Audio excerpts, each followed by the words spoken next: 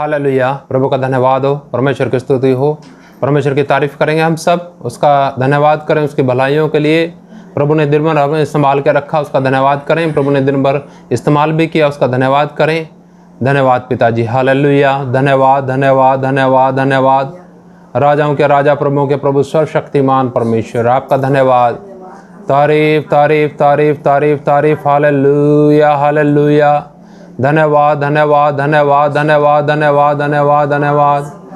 Hallelujah. धन्यवाद धन्यवाद धन्यवाद धन्यवाद। प्रभु स्तुति स्तुति स्तुति स्तुति। हालेलुया।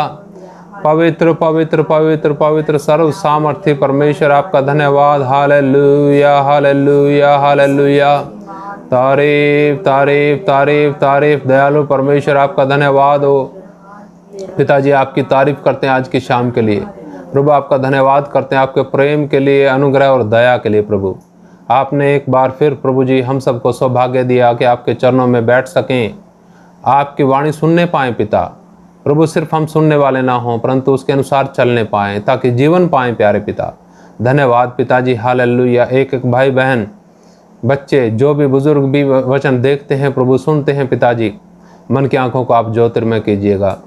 प्रभु जी आप ही संभालें हर एक को। प्यारे पिता अपने लोगों के जीवनों के अंदर आप अपना कार्य कीजिए, और प्रभु जी हर एक के जीवन के अंदर उद्धार का कार्य पूर्ण कीजिएगा पिता, छुटकारे का कार्य पूर्ण कीजिएगा पिता। आपकी महिमा प्यारे पिताजी हर एक हृदय के अंदर पाई जाए। धन्यवाद प्रभु। सब कुछ आपके हाथ में सौंपते हैं। पवित्र आत्मा जी आप हमारे शिक्षक हैं, आप सिखाइएगा, आप समझाएं प्रभु।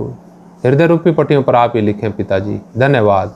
सारी बातें आपके हाथ में सौंपते हुए धन्यवाद के साथ प्रार्थना यीशु मसीह के नाम से मांगते हैं, आमीन।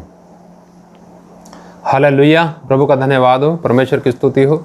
आइए एक भजन गाएंगे वचन में जाने से पहले, और यह भजन है मसीही ज़िंदगी आनंद की ज़िंदगी है जिसका दाता यीशु मसीह जी। हालेलुया। हम सबको आता होगा ये भजन, हमारे गीत की किताब में तो शायद मुश्किल मिलेगा। मसीही ज़िंदगी आनंद की ज़िंदगी है जिसका दाता यीशु मसीह जी। मसीही ज़िंदगी आनंद की ज़िंदगी है जिसका दाता यीशु मसीह जी। चाहे कष्ट आए चाहे नष्ट होवे, यीशु है मेरा हमेशा साथी।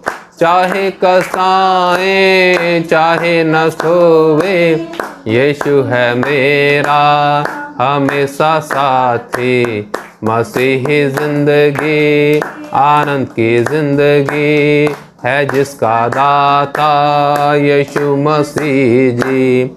दुनिया की मदद जब बंद हो जावे, लोग हमें जब छोड़ भी देवे। दुनिया की मदद जब बंद हो जावे, लोग हमें जब छोड़ भी देवे। छोड़ के भाई त्याग भी देवे, यीशु का प्रभु है मेरा साथी। छोड़ के भाई त्याग भी देवे, यीशु का प्रभु है मेरा साथी। मसीही ज़िंदगी आनंद की ज़िंदगी है जिसका दाता यीशु मसीह जी। अंधकार जग में जब फैल जावे, राजा और हाकिम शत्रु हो जावे। अंधकार जग में जब फैल जावे, राजा और हाकिम शत्रु हो जावे। वो अग्नि कुंड है, शेरों की मांद है, दानियल का प्रभु है मेरा साथी। वो अग्नि कुंड है, शेरों की माद है, दानियल का प्रभु है मेरा साथी। मसीही ज़िंदगी आनंद की ज़िंदगी है जिसका दाता यीशु मसीह जी। वो मेरा मित्र है, वो मेरा चरवाहा, वो मेरा राजा हमेशा साथ है। वो मेरा मित्र है, वो मेरा चरवाहा, वो मेरा राजा हमेशा साथ है। हम दबे क्यों रहें, हम व्याकुल क्यों रहें, प्रभु के पुत्र सब गाते ही रहें। हम दबे क्यों रहें, हम व्याकुल क्यों रहें, प्रभु के पुत्र सब गाते ही रहें। मसीही जिंदगी आनंद की जिंदगी है, जिसका दाता यीशु मसीह जी। चाहे कष्ट आए चाहे नष्ट हो, यीशु है मेरा हमेशा साथी। चाहे कष्ट आए चाहे नष्ट होवे, यीशु है मेरा हमेशा साथी। मसीही जिंदगी आनंद की जिंदगी है, जिसका दाता यीशु मसीह जी। हालेलुया। प्रभु का धन्यवाद हो, परमेश्वर की स्तुति हो। आइए हम प्रभु के वचन में चलेंगे और हम आज एक भजन संहिता के ऊपर मनन करेंगे। भजन संहिता 51, उसके ऊपर थोड़ा मनन करेंगे। यहाँ पर हम देखते हैं पाप क्षमा के लिए प्रार्थना। प्रभु के वचन में हम चलेंगे और देखेंगे जो सबसे बड़ी समस्या आज दुनिया के अंदर पाई जाती है वो है पाप की। परंतु मनुष्य की नज़र में सबसे बड़ी समस्या ये नहीं है। सबसे बड़ी समस्या है रोटी, कपड़ा और मकान। प्रियो, जब हम प्रभु के वचन में मनन करते हैं, प्रभु के चरणों में ठहरते हैं और प्रभु के आत्मा की आवाज़ सुनते हैं, तब हमें ये बातें समझ में आएगी कि सबसे बड़ी जो समस्या है क्या मनुष्य की। अन्यथा रोटी, कपड़ा और मकान ही नज़र आएगा, जिसके विषय में प्रभु का वचन कुछ कहता है और दुनिया के लोग कुछ कहते हैं। जब हम प्रभु के वचन से सुनते हैं तब उत्साहित होते हैं, परंतु जब हम लोगों की बातें सुनते हैं या शैतान के विचारों को स्वीकार करते हैं अपने बुद्धि में, दिमाग में, तब व्याकुल हो जाते हैं, क्योंकि भविष्य कैसा नज़र आता है? असुरक्षित। पर मसीह के हाथ में जब जीवन जाता है, मसीह ही जब हमारे जीवनों को अपने हाथ में लेते हैं, मसीह ही जब हमारे ऊपर जो सबसे बड़ा पाप का बोझ है उसे हटा देते हैं, ले लेते हैं, तब प्रियो वो जीवन है आनंद का जीवन। मसीही जिंदगी आनंद की जिंदगी, वो गीत हमने गाया अभी। आइए हम प्रभु के वचन में देखते हैं और देखेंगे। पहली आयत से कुछ शुरू करेंगे, कुछ वचन इधर देखेंगे। वचन में लिखा है, पहले वचन में, हे परमेश्वर, अपनी करुणा के अनुसार मुझ पर अनुग्रह कर, अपनी बड़ी दया के अनुसार मेरे अपराधों को मिटा दे। मुझे भली भांति धोकर मेरा अधर्म दूर कर और मेरा पाप छुड़ाकर मुझे शुद्ध कर। मैं तो अपने अपराधों को जानता हूँ और मेरा पाप निरंतर मेरी दृष्टि में रहता है। मैंने केवल तेरे ही विरुद्ध पाप किया और जो तेरी दृष्टि में बुरा है वही किया है, ताकि तू बोलने में धर्मी और न्याय करने में निष्कलंक ठहरे। देख, मैं अधर्म के साथ उत्पन्न हुआ और पाप के साथ अपनी माता के गर्भ में पड़ा। प्रभु का धन्यवाद इन वचनों के लिए। प्रियो, यहाँ पर प्रभु का दास दाऊद, जब उसके जीवन के अंदर एक बड़ी दुर्घटना घटी और ये पाप में गिर गया, उस समय इसने कोशिश करी, हत्या और व्यभिचार के पाप में गिरा ये। उस समय इसने कोशिश करी कि मैं छिपाऊं, परंतु कई जगह भजन संहिता में जब हम पढ़ते हैं, लिखा है, जब तक मैंने अपना पाप तुझ पर प्रकट ना किया, छिपाया, चुप रहा, तो मेरे तरावट धूप काल की सी जुर्राहट बनती गई।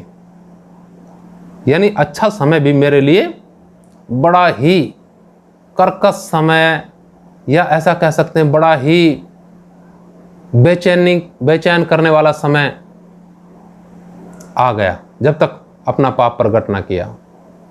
और जब परमेश्वर के दास के द्वारा पाप इस पर प्रकट किया गया, बताया, तब ये छुपा ना सका। परमेश्वर के दासों से लोग कोशिश करते हैं छिपाने की, परंतु परमेश्वर प्रकट कर देता है। जब परमेश्वर के दास ने इसे उस पाप के विषय में बताया दाऊद को, तब उसने तुरंत मान लिया, कई लोग तो मानते भी नहीं हैं, क्योंकि आज का समय अंतिम समय है। हम देखते हैं बहुत से लोगों के हृदय बड़े कठोर हैं। अपनी नज़र में तो सही हैं वो, परंतु परमेश्वर की नज़र में क्या हम सही हैं, ये हमें देखने की आवश्यकता है। यहाँ पर प्रभु का दास दाऊद, बहुत ही अच्छा इसका स्वभाव था। बेशक इसके जीवन में पाप आए, परंतु जब भी पाप आए तभी ये परमेश्वर के सामने घुटनों के बल गिर गया, गिड़गिड़ाया। इसको एहसास हुआ, जैसा यहाँ पर हम पढ़ते हैं। यहाँ पर प्रभु का दास कहता है, हे परमेश्वर, मैं अपराधी हूँ, पापी हूँ, पर मुझ अपराधी पापी के साथ अपनी करुणा के अनुसार व्यवहार कर। जैसा पहले वचन में लिखा ना, हे परमेश्वर, अपनी करुणा के अनुसार मुझ पर अनुग्रह कर, अपनी बड़ी दया के अनुसार मेरे अपराधों को मिटा दे। क्या प्रियो, हम भी प्रभु से कहते हैं, या हम संसार की भौतिक आशीषों के लिए प्रभु के चरणों में पड़े रहते हैं, उपवास प्रार्थना में लगे रहते हैं, दुनिया के आशीष मिल जाए, मान सम्मान मिल जाए, ये सब शैतान के वो हैं साधन हैं, ताकि लोगों को अपने जाल में फंसाए और परमेश्वर के मार्ग से हटाए। परंतु प्रियो, जो परमेश्वर के लोग हैं वो अपने आप को जानते हैं कि हम हैं क्या। और जैसा यहाँ पर प्रभु का दास कहता है, मुझे भली भांति धोकर मेरा अधर्म दूर कर और मेरा पाप छुड़ाकर मुझे शुद्ध कर। मैं तो अपने अपराधों को जानता हूँ और मेरा पाप निरंतर मेरी दृष्टि में रहता है। अक्सर लोग क्या सोचते हैं कि परमेश्वर कर देगा, माफ़ कर देगा। ऐसा सोचते हैं, कर देगा माफ़, उसने कर तो दिए पाप माफ़, और हम फिर उन्हीं में गिर जाते हैं पापों में। मनुष्य उन्हीं में गिर जाता है, विश्वासी लोग उन्हीं में गिर जाते हैं, क्योंकि गिरने का कारण यह है कि उन्होंने अपने जीवन के अंदर गंभीरता के साथ पश्चाताप नहीं किया। जो भी व्यक्ति गंभीरता के साथ पश्चाताप करेगा, उन पापों को, उन गुनाहों को, चाहे जाने अनजाने में जो भी हुए हैं, परमेश्वर के सामने रखेगा, जैसे प्रभु के दास ने इधर रखे, और उनके लिए रोएगा, गिड़गिड़ाएगा, माफ़ी मांगेगा। कई लोग 5 मिनट की प्रार्थना करी और खत्म हो गया पश्चाताप। ये पश्चाताप नहीं है। रोएं, दिनों दिनों तक घुटनों में ठहरें, प्रभु के चरणों में ठहरें, क्योंकि उस एक एक पाप के लिए जो हमने किया, हमारे जीवन से हुआ, यीशु मसीह ने अपने लहू की एक एक बूंद बहा दी। इतना प्रेम उसने किया। इतना दयालु परमेश्वर है। समय है, इसलिए हम पश्चाताप कर सकते हैं। एक समय आएगा, पश्चाताप का समय भी समाप्त हो जाएगा। उस समय फिर न्याय होगा। सिर्फ यहाँ पर बहुत से लोगों की आंखें तो बंद हो चुकी हैं, जिन लोगों का हृदय इस संसार के लोभ माया आकर्षण के, धन दौलत के माया आकर्षण के कारण बड़ा ही क्या हो गया, आलसी हो गया या कठोर हो गया।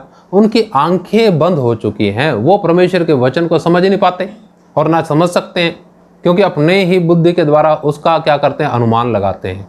परंतु प्रियो, ये जो प्रभु के वचन हैं, परमेश्वर अपने प्रियों के ऊपर प्रकट करता है। खुद कहता है यीशु मसीह जी कि अपने मोती सूअरों के आगे मत डालो। सोचिएगा, ये क्या बात यीशु मसीह जी कहते हैं, अपने मोती, यानी ये जो वचन हैं, ये मोती तो क्या, कुछ भी नहीं इसके आगे तो। परंतु सूअर को तो क्या करेगा, दुनिया की गंदगी पसंद आएगी उसे। तो ये जो मोती हैं, ये जो वचन है, ये जो प्रकाशन है, परमेश्वर के द्वारा ही दिया जाता है। किन पर? जो उसके अपने प्रिय लोग होते हैं। जो उसके अपने प्रिय लोग होते हैं, वो अपनी गलती का एहसास करते हैं। अगर नहीं भी गलती हुई, किसी को ऐतराज़ है, तो ज़रूर क्या करेंगे, अपनी तरफ से वो व्यवहार ठीक करके चलेंगे। एक हमारे जीवनों के अंदर प्रियो, जब हम विश्वास करने वाले लोग हैं, ये बात जो यहाँ पर प्रभु का दास दाऊद कहता है कि मैं तो अपने अपराधों को जानता हूँ और मेरा पाप निरंतर मेरी दृष्टि में रहता है। अगर इस बात को हम जानें, तो इसका मतलब ये है, हम दीन हलीम हैं, हमारा हृदय टूटा हुआ है, और परमेश्वर उसमें ज़रूर वास करेंगे, क्योंकि परमेश्वर टूटे हुए हृदय के अंदर ही वास करते हैं। दूसरी बात, जब इस प्रकार से जीवन होगा, तो परमेश्वर हमें दूसरों के लिए भी एक ज्योति करके इस्तेमाल करेगा। उन्हें भी आशा मिलेगी, उन्हें भी हिम्मत मिलेगी। परंतु विश्वासी लोग इसी झंझट में फंसे रहते हैं कि नहीं नहीं मेरी कोई गलती नहीं, उसकी गलती है, उसकी गलती है, इसकी गलती। दूसरों की गलतियां नजर आएंगी, अपने नजर नहीं आती। वहीं शैतान का कार्य होता है। परंतु जब इस प्रकार से, जैसे यहाँ प्रभु का दास कहता है ना कि मैं तो अपने अपराधों को जानता हूं और मेरा पाप निरंतर मेरी दृष्टि में बना रहता है, मैंने केवल तेरे ही विरुद्ध पाप किया और जो तेरी दृष्टि में बुरा है वही किया है। जब इस प्रकार से हम सोचते हैं तब वाकई लोगों को परमेश्वर हमारे जरिए से अपने पास ले करके आता है, क्योंकि यही मन परमेश्वर के लोगों का होना चाहिए कि मैं अपराधी हूं, मैं पापी हूं, मैं गुनाहगार हूं। और यीशु मसीह ने क्या किया? जब मेरे गुनाह माफ कर दिए, क्या मैं नहीं कर सकता दूसरे के गुनाह माफ? प्रभु यीशु मसीह जी ने बोला है कि तुम पृथ्वी के नमक हो। नमक का अगर स्वाद बिगड़ जाए तो फिर किस काम का? नमक के अंदर नमकीनपन आएगा कब? इन सारी बातों से नमक के आपके और मेरे अंदर एक वो स्वभाव आएगा जिससे लोग खिंचे आएंगे मसीह की तरफ। ना हमारी बुद्धि से, ना हमारे ज्ञान से, ना हमारी शोहरत से, किसी भी चीज से नहीं आएंगे।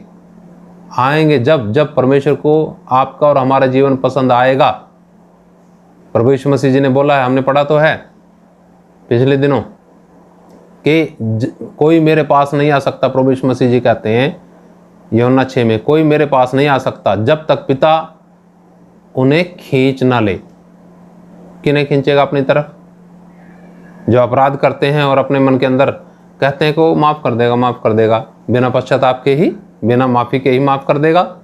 एक एक पाप की सजा, गीत गाते हैं ना हम, गुनाह की सजा जहन्नम, जहन्नम, गुनाह की सजा जहन्नम, ए गुनाहगार तू समझ ले, यीशु राजा आएगा, बहुत जल्दी आएगा। प्रभु का धन्यवाद। प्रियो, यहाँ पर हमें समझना है हमारे जीवन के अंदर जो भी गुनाह रहे हैं, उस एक एक गुनाह के लिए यीशु मसीह ने अपना लहू बहाया। तो हमें किस प्रकार से अपना जीवन व्यतीत करने की आवश्यकता है, इन वचनों के द्वारा हम सीख सकते हैं कि परमेश्वर हमसे क्या बातचीत करते हैं। आगे थोड़ा चलते हैं। 5वें वचन में लिखा, देख मैं अधर्म के साथ उत्पन्न हुआ और पाप के साथ अपनी माता के गर्भ में पड़ा। हमारा जो जन्म है, भले ही सोचें कि ना मैंने तो कोई पाप नहीं किया, परंतु स्वभाव से ही मनुष्य पापी है, क्योंकि आदम की संतान है ना। आदम ने पाप किया तो पाप सब मनुष्यों में फैल गया और आदम का स्वभाव सब मनुष्यों में रहा है। यहाँ पर इस बात को प्रभु का दास जानता है अच्छे से, इसलिए प्रभु के सामने घुटनों में ठहरा हुआ है और आगे कहता है कि देख तू हृदय की सच्चाई से प्रसन्न होता है और मेरे मन ही में ज्ञान सिखाएगा। आप समझ रहे हैं किस प्रकार से मन में ज्ञान सिखाएगा? सोचिए कि कोई ये नई बात है आपके लिए, हमारे लिए कोई नई बात है, फिर भी उस सच्चाई से मुंह मोड़ लेते हैं। यहां पर लिखा है कि तू हृदय की सच्चाई से प्रसन्न होता है, फिर भी लोग दो चित्ते रहते हैं, उनके दो मन रहते हैं। एक धार्मिकता के समय में कुछ और, प्रार्थना के समय में कुछ और, ठीक है, संगति करते हैं उस समय कुछ और जब आम लोगों से व्यवहार पड़ता है बिल्कुल उनके जैसा व्यवहार हो जाता है। ऐसा कभी प्रभु का वचन प्रमाणित करता है विश्वासियों के लिए? कभी नहीं। परमेश्वर लिखाया वचन के अंदर हृदय की सच्चाई से प्रसन्न होता है। कई लोग वहीं कपट कर जाते हैं। विश्वासी लोग मन में कपट रख के चलते हैं, कुछ छिपाते हैं, यानी अधूरा सच रखते हैं। परमेश्वर नहीं जानता प्रिय इस बात को। परमेश्वर हमारे जीवनों को देखता है कि हम किस प्रकार से, जो भी हमें प्रभु ने दिया, विश्वास दिया, उसको किस प्रकार से विश्वास योग्यता के साथ इस्तेमाल करते हैं, अपने जीवन और व्यवहार में उतारते हैं। वो देखता है। अगर हम कपट के साथ चलेंगे, हृदय की सच्चाई से नहीं चलेंगे, वो भी ले लेगा जो है हमारे पास। लोग इस बात को समझते नहीं, वो थोड़ी ले लेगा। कितने लोगों के जीवनों को हम देखते हैं जो लोग बड़े कपट रख के चलते थे, आज वो कहीं नजर नहीं आते। हालेलुया, तारीफ तारीफ, पूरा कलीसिया के अंदर आगे बढ़ करके क्या करते थे, परंतु है नहीं, नजर ही नहीं आते। कारण क्या है? हृदय की सच्चाई नहीं है। पता है लोगों को, फिर भी नाश की तरफ ही कदम बढ़ाएंगे। प्रभु का वचन कहता है तू हृदय की सच्चाई से प्रसन्न होता है और मेरे मन ही में ज्ञान सिखाएगा। हालेलुया। लोग सोचते हैं कि यूट्यूब से सीखेंगे हम, ऐसा नहीं है। ये तो एक थोड़ा साधन है हमारा, परंतु सिखाने वाला परमेश्वर है। हालेलुया। सिखाएगा किसको? सोचिए, एक किसी ट्रेनिंग सेंटर में दो लड़के ट्रेनिंग करते हैं। एक लड़के की बुद्धि बहुत बढ़िया है, जो भी सिखाया जाता है फट से पकड़ लेता है, और दूसरा उसे 50 बार समझाओ उसके नहीं समझ में आता। सिखाने वाला किसको सिखाएगा? जो उस बात को पकड़ करके वैसे करता है, और जो उसकी समझ ही नहीं आती उसे कहेगा 8 बार तू दिमाग खराब कर दिया तूने, पीछे हट। आप समझे? परमेश्वर किसको सिखाएगा? तू मन ही में क्या करेगा? मुझे ज्ञान सिखाएगा। हालेलुया, प्रभु का धन्यवाद। परमेश्वर जरूर सिखाएगा प्रियो आपको, अगर आप हृदय की सच्चाई से चलेंगे, अगर आप टूटे हुए हृदय से चलेंगे, अगर आपकी दृष्टि में आपके गुनाह बने रहते हैं, अगर होते हैं तो यीशु मसीह ने बेशक सारे पाप माफ कर दिए, इसलिए हम उस बोझ से आज़ाद हो गए। फिर भी कई बार हमारे जीवन के अंदर कुछ कमियां आ जाती हैं। उन कमियों के लिए हमें नज़रअंदाजी नहीं दिखानी चाहिए। उन कमियों के लिए हमें प्रभु के चरणों में बैठना, उपवास प्रार्थना के साथ, पूरा गंभीरता के साथ माफ़ी मांगनी, पश्चाताप करना। ऐसे लोगों को परमेश्वर अपना अद्भुत और स्वर्गीय ज्ञान सिखाएगा। जब वो सिखाता है उसका कुछ अलग ही प्रभाव होता है, लोगों के भौतिक यानी भावनाओं पे नहीं, परंतु उनकी आत्मा में असर होता है और उन्हें जीवन मिलता है। हालेलुया, प्रभु का धन्यवाद। थोड़ा और पढ़ेंगे, समाप्ति की तरफ जाएंगे। 7वें वचन में लिखा, जूफा से मुझे शुद्ध कर तो मैं पवित्र हो जाऊंगा, मुझे धो और मैं हिम से भी अधिक श्वेत बनूंगा, मुझे हर्ष और आनंद की बातें सुना। हालेलुया। और कहता है प्रभु का दास, जिससे जो हड्डियां तूने तोड़ डाली हैं वे मगन हो जाएं। अपना मुख मेरे पापों की ओर से फेर ले और मेरे सारे अधर्म के कामों को मिटा डाल। हालेलुया। और कहता है आगे, हे परमेश्वर मेरे अंदर शुद्ध मन उत्पन्न कर और मेरे भीतर स्थिर आत्मा नए सिरे से उत्पन्न कर। हालेलुया। आगे कहता है 11 वचन में, मुझे अपने सामने से निकाल ना दे और अपने पवित्र आत्मा को मुझसे अलग ना कर। अपने किए हुए उद्धार का हर्ष मुझे फिर से दे और उदार आत्मा दे के मुझे संभाल। हालेलुया। प्रियो, ये जो वचन हैं बड़े ही अद्भुत और सामर्थी वचन है।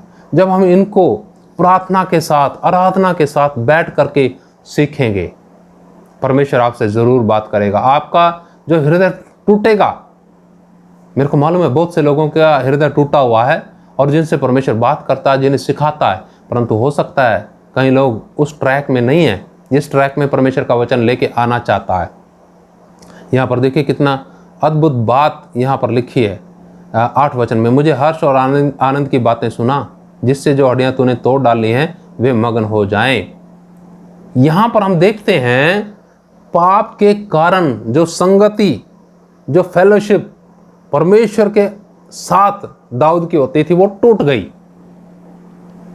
और उस फेलोशिप को, संगति को वो सबसे ज़्यादा तवज्जो देता था और किसी बात को नहीं, अपने राजकाज, अपने राजपाट, किसी बात को नहीं। इसलिए वो जब हम वचन संहिता पढ़ते हैं तो कई जगह उसके जीवन को जब हम देखते हैं किस प्रकार से लिखा, उसका हृदय टूट जाता है पाप के बाद और वो परमेश्वर के साथ समय बिताना चाहता है। जैसे यहाँ पर हम देखते हैं कि मुझे हर्ष और आनंद की बातें सुना, पाप के कारण उसके लिए कहता है कि जो हड्डियां तूने तोड़ डाली हैं वे मगन हो जाएं। और आगे कहता है, अपना मुख मेरे पापों की ओर से छिपा ले और मेरे सारे अधर्म के कामों को मिटा डाल। हालेलुया। फिर कहता है, हे परमेश्वर मेरे अंदर शुद्ध मन उत्पन्न कर। कैसा मन उत्पन्न कर? शुद्ध मन उत्पन्न कर और मेरे भीतर स्थिर आत्मा नए सिरे से उत्पन्न कर। स्थिर आत्मा मतलब माहौल देखते हैं क्या है, चारों तरफ असुरक्षा की भावना है। विश्वासी लोग भी अपने घरों के अंदर बहुत से डूब के बैठे हैं, निकल ना जाएं कहीं प्राण निकल गए। घर से निकले तो उनके प्राण निकले, ऐसा समझ में आता है। घर में रहे तो उनके प्राण क्या होंगे? बचे रहेंगे। कतई ऐसा नहीं है, कतई ऐसा नहीं। जहां भी हैं जब समय आएगा जाना ही पड़ेगा इस शरीर छोड़ के। ये एक पिंजरा है, इस पिंजरे में से आत्मा ने जाना ही है। परंतु प्रियो, जाने से पहले अपने जीवनों को परमेश्वर के हाथ में इस प्रकार से सौंपें कि मृत्यु का भय ना हो और अपने पापों का एहसास हो और परमेश्वर से संगति की चाहत हो। जैसे यहाँ प्रभु का दास कहता है कि क्या कर, मेरे अंदर स्थिर आत्मा नए सिरे से उत्पन्न कर। विश्वासी आज जो विश्वास करने वाले हैं उनके अंदर विश्वास नहीं पाया जाता। बहुत बहुत कम हैं जिनके अंदर विश्वास पाया जाता है।